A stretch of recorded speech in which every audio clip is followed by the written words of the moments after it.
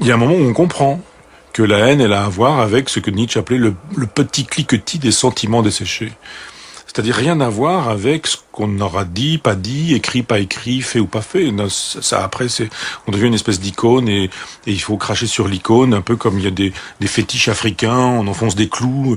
Donc on est un fétiche dans lequel on enfonce des clous. Donc il y a un moment où on se dit, non pas même pas mal, parce que ça, faut arrêter de croire que quand on se fait insulter à longueur de journaux, on est indifférent. On n'est pas indifférent. Personne ne se fait cracher au visage en disant je suis totalement indifférent au crachat qui m'arrive sur le visage. C'est une fiction. La haine est insupportable. Tout ça est concentré à Paris. Moi, j'ai pas envie de fréquenter ces gens-là. Bien sûr qu'il y a des dagues et il y a des couteaux en province également. Simplement, on trouve sa place dans un monde où les problèmes ne sont pas les mêmes, les égos ne sont pas les mêmes. Moi, je suis dans une terre que mes ancêtres habitent depuis 10 siècles. Donc il n'est pas question pour moi d'aller faire le fanfaron à Paris, faire du cirque, simplement parce qu'on aurait fait une carrière qui aurait rendu possible un trajet qui m'aurait conduit à devenir quoi ? Je ne vais pas donner de nom propre, mais je vois bien ce que je serais devenu. Donc il y a une espèce d'enracinement ici. Donc il n'est pas question pour moi d'aller jouer le Parisien. C'est une punition, Paris, à chaque fois pour moi.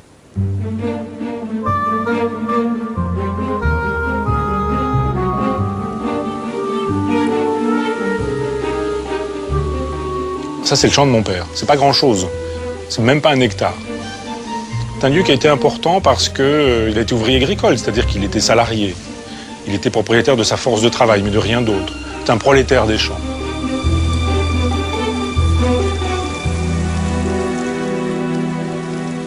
Plus le temps va, plus je pense qu'il faut faire l'économie des livres, des librairies, des bibliothèques, des textes, et revenir à la source, revenir à la nature, revenir aux leçons que nous donne la vie, quoi.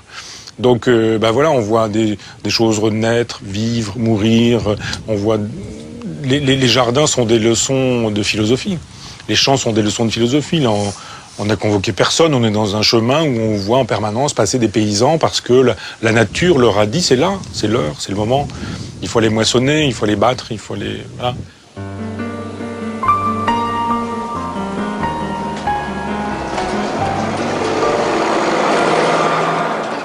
La nature m'a appris des choses dont j'ignorais qu'elle me les apprendrait, parce que quand j'étais dans la nature, petit garçon, je n'imaginais pas qu'on puisse être parisien, je sais pas quoi.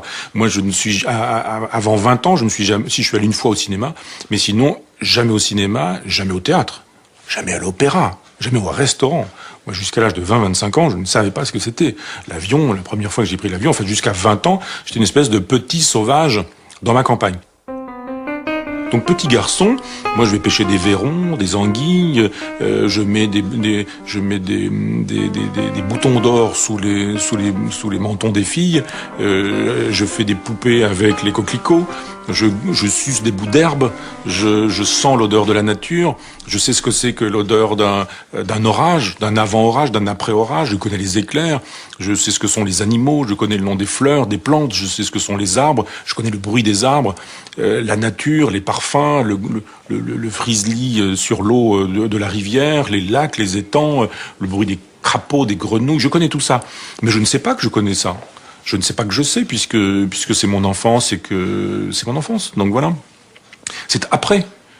Quand on voit la folie du béton, la folie du bitume, la folie des gens qui vivent dans des trous, dans les métros, dans les trucs, la folie des aéroports, la folie de toutes ces choses-là, qu'on se dit, mais je sais ce que c'est que la nature, moi. Je sais d'autant plus ce qu'est la nature que mon père, qui était ouvrier agricole, était un spinoziste qui n'a jamais lu Spinoza, que c'était un virgilien qui n'a jamais lu Virgile, simplement parce que les leçons de vie, lui, il les a prises dans la nature. Lire un ciel, lire une terre, lire une étoile, lire une lune, le halo autour de la lune qui lui permettait de savoir des choses, la qualité d'une pluie qui lui permettait de savoir à quoi ressemblerait la saison qui viendrait, comment les fleurs arrivaient, pourquoi elles arrivaient, comment les différences entre l'une montante, croissante, décroissante, montante, descendante, pourquoi il fallait planter à ce moment-là, pourquoi il fallait pas planter à ce moment-là. Je pense que nous mettons entre le monde et nous des bibliothèques, des livres, du texte, du verbe. C'est-à-dire que l'épaisseur des livres, des bibliothèques, des commentaires, des gloses, des bavards, est considérable. De sorte que les intellectuels se sont coupés du monde. Ce sont des gens qui sont très doués dans les bibliothèques, mais qui ne savent pas ce qu'est un chant, un ciel, ce que sont des chants d'oiseaux, ce que sont des... Voilà. Mon père ne m'a jamais dit que Michel-Ange existait, que Joyce était un romancier considérable, que Mozart était sublime et que Einstein était quelqu'un de considérable ou que Freud avait révolutionné notre humanité.